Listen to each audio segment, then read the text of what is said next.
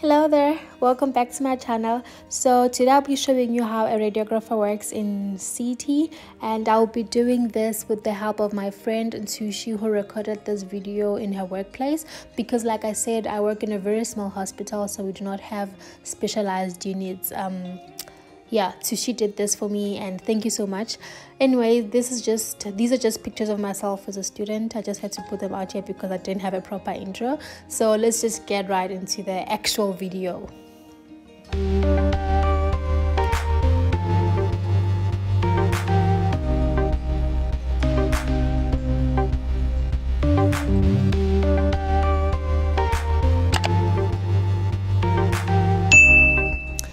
Okay, so this is what happens every morning. So when you get to work, the first thing you want to do is you have to prepare yourself, and that is you have to wear your PPE because we are living in a pandemic. COVID is real. We have to protect ourselves first so we can protect our patients as well. So you put on your mask, you put on your gown or whatever PPE you've got in your workplace. Some have gowns, some have aprons, some have scrubs. Whatever you wear, make sure you're protected, you gear up, and you get ready for the day. Yeah, and that's Babes tying her gown up and making sure she is safe and ready for the day and the patients. The first thing you want to do, well, obviously after getting dressed, is to clean the machine, clean your room up, because you don't know what patient was there before or what happened during the night. So you have to clean with a disinfecting agent. Make sure you're wiping up the table. We call the bed the table. You wipe up everything, you make sure it's clean. And yeah, for the purpose of this video, we just had to run through it. So you just wipe everything up and make sure it's clean. You also have to wipe that injector vibe, because you sometimes have to inject contrast. I'll explain what it is later, and it is quite sticky, so if you don't wipe it off, it can affect how the injector injects the contrast. I'm getting really good at this voiceover thing. And after that, you always have to make sure you wash your hands, because we're touching around. So wash your hands.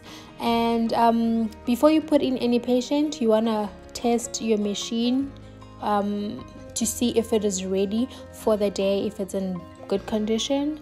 And we do QA every single morning. So you want to do your quality assurance test, and for that you need special equipment that you put on the machine.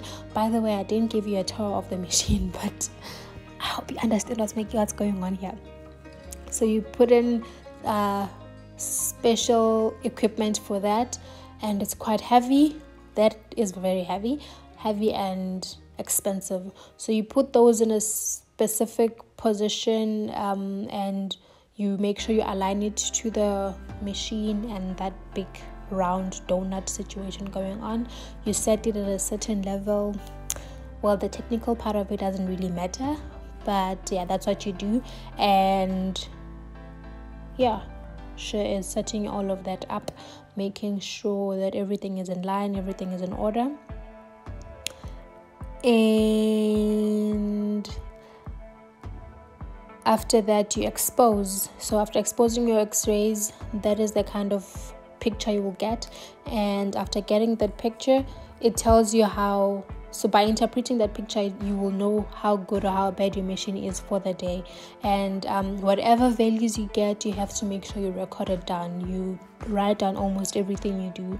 And after writing it down, this is to make sure that you keep record of how the machine was on the day or the specific month, for services purposes and yeah, whatever, just keep record. And yeah, I guess we're getting ready for our first patient. Hopefully this is our first patient. So you want to enter your patient's details, and you have to make sure it's all correct name, right age, hospital number, everything is correct before you call in your patient. And you remember the injector I told you about? So what happens is there's always dye that we use. Okay, well, not always, not always, not in every exam, but if you're going to be using contrast, it is a dyeing agent that you use to sort of highlight specific parts of the anatomy that you're imaging. So you want to set that up and fill it in, run it through, because you use a drip line to inject the contrast. So you want to set that up before you get your patient in. You want to set how much contrast you want to give to the patient and at what pressure, stuff like that. So you set that up and you make sure that your injecting line does not have air. So you want to run your contrast. Well, I feel like all of these little things are not really important, but yeah, this is what happens. Before you put your patient in, you have to make sure that your injector is ready and it is set at the right time, at the right rate, so that you don't puncture your patient's veins and you end up writing reports. So here comes our patient, and of course we did get consent, and we tried so hard we didn't want her to be to show who she is. But we're going to be doing a brain scan. We're doing a CT brain with contrast, and this is her positioning. Like I said, you always have to make sure that everything is in the correct angle, it's at the correct height, correct everything. Just make sure that you position it perfectly so that your pictures come out as desired. And after that, you make sure you walk out of the room, because you want to protect yourself against the radiation. Close the door and go behind the workstation, and that is where you will make sure that you are correctly setting up for your patient. Like, you have the right exposure, you have the right patient entered. You have to always double check that, and your patient's name on the computer should correspond with the name you have on the file and everywhere else. And when all of that is ready, okay, I think she's still entering that, still preparing, getting ready. Yes. Okay, there's so many clickings and stuff like that goes on here, but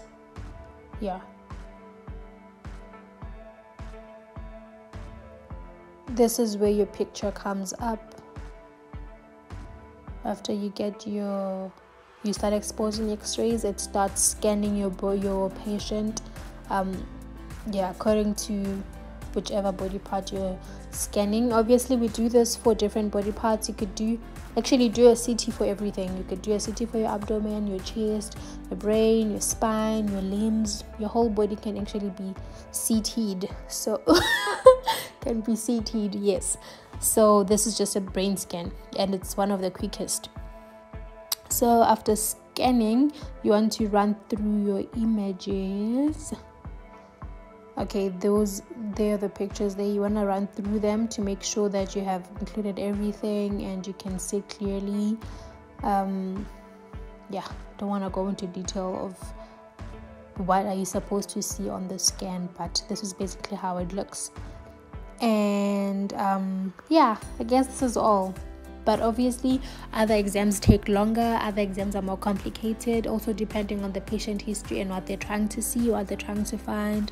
It sometimes does really get hectic where you have like a patient that's about to die on you. But other than that, it's just the beauty of us being able to see through you with the aid of radiation and all these machines. And that is radiography, the eye of medicine. I hope you enjoyed this and you loved it. Until I see you again, take care and share the love. Bye.